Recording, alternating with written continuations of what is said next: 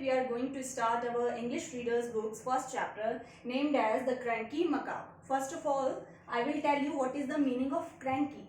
Cranky means strange and macaw is a kind of parrot, a kind of South American parrot.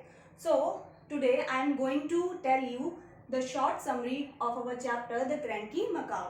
And the summary starts as, this is a story about an old sailor and his favorite pet, Crazy Coot. This is a story, ये एक कहानी है एक old seller और उसके पसंदीदा दोस्त crazy कूट के बारे में। और वो दोनों ही दोस्त एक दूसरे से बहुत ज़्यादा प्यार करते थे। दे बोथ लव द सी। और आपस में ही नहीं बल्कि उन दोनों को सेलिंग का काम बहुत ही ज़्यादा पसंद था। And meeting people always made them cranky. और होता क्या था कि लोगों के साथ उनका मिलना उनको हमेशा ही क्रैंकी बना दिया करता था।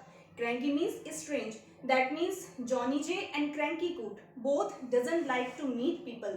उन्हें लोगों से घुलना मिलना, उनके साथ घूमना, उनके साथ बातें करना दोनों में से किसी को भी बिल्कुल पसंद नहीं था। Crazy Coot was a macaw and now I would describe the qualities and characteristics of Crazy Coot. Crazy Coot was a macaw. Crazy Coot एक macaw था. As I earlier told you, macaw is a kind of South American parrot. And a kind of South American parrot who was very intelligent. और वो भी ऐसा kind of South American poet जो कि बहुत ही ज़्यादा intelligent था and talked almost like humans. और उसकी एक और quality थी कि वो हमेशा और हमेशा एक अच्छे just like a human beings like we talk to each other, जैसा कि हम लोग आपस में बात करते हैं उसी तरीके से वो क्रेजी कूट इंसानों की तरह, हम मानवों की तरह एक दूसरे से बात कर सकता था। सिर्फ आपस में नहीं, वो इंसानों से भी कुछ बातें करता था। He loved watching old movies. और क्रेजी कूट को वो एक चीज़ का शौकीन था, फॉन्ड ऑफ था, और वो था ओल्ड मूवीज़ को देखना, पिक्चर्स को देखना and could imitate sound of gun fire. और पिक्चर्स को देखकर उन्होंने कुछ डायलॉग्स लर्न करना शुरू कर दिया। और डायलॉग्स ही नहीं, वो कुछ गन शॉट्स और पुलिस सायरन की वॉइस को भी इमिटेट किया करता था।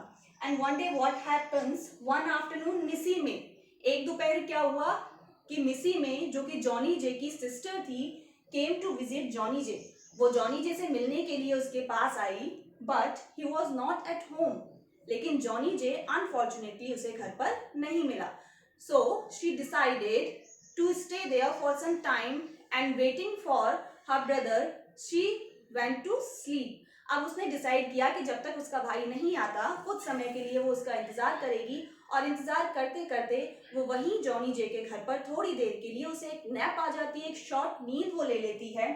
And what happens after some time, और कुछ समय बाद, a thief climbed in from the window. एक थीफ उस विंडो से जॉनी जे के घर में क्लाइंब कर कर अंदर एंटर हो जाता है and started to steal things quietly. और मिसी मे को पता ना चले और बिना मिसी मे को डिस्टर्ब किए वो चुपचाप वहां से धीरे धीरे चीजें चुराना शुरू कर देता है। And but what happens after that there was one more person instead of Missy May, there was one more person and he was Crazy Coot. Missy मे के अलावा, जैसा कि उस थीफ को लग रहा था कि वहां कोई और नहीं है, बट वहां एक और था और जिसका नाम था क्रेजी कूट। और ये सारा इंसिडेंट होते हुए क्रेजी कूट अपनी आंखों से देख रहा था। उसने उस थीफ को एंटर होते हुए देखा, उसे चीजें चुराते हुए देखा, but he was waiting to threaten him. लेकिन क्रेजी कूट वेट कर रहा था कि वो उसको डराए। And crazy coot saw him and he made the sounds of police siren and gun shots. जैसे ही क्रेजी कूट रेडी हुआ, उसने अपनी उन्हीं क्वालिटीज का इस्तेमाल करते हुए पुलिस सायरन और गन शॉट का साउंड किया, ताकि ये समझे वो चोर कि इस वक्त वहां पुलिस आ चुकी है और किसी ने पुलिस को बुलाया है और पुलिस उसे अब पकड़ लेगी। That's why he started to imitate the sound of gunshots and police sirens. Suddenly the thief terrified. और गन शॉट्स और पुलिस सायरन की आवाजें सुनकर अचानक से वो जो थीफ था वो डर गया। टेरिफाइड होता है बेटा डरना या घबरा जाना। एंड ट्राई टू एस्केप, और डरने के बाद जैसा कि जनरली थीफ्स करते हैं, उसने वहां से बचकर एस्केप करने की यानी कि भागने की कोशिश की, जिस दौरान he struck his head on the table.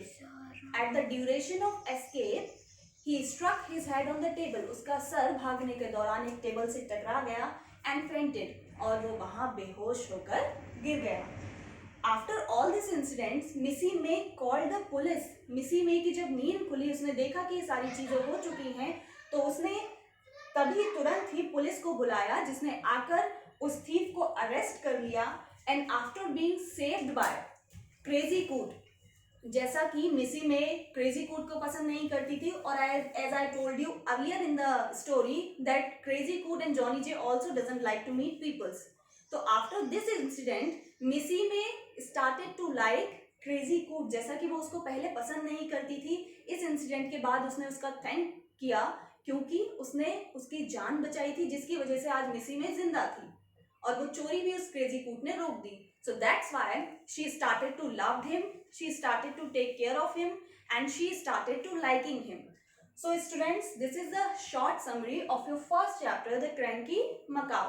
When we will go to the online classes, then I will teach you in deeply the full story of the Cranky Macaw. So once again, I thank you to all. Thank you very much.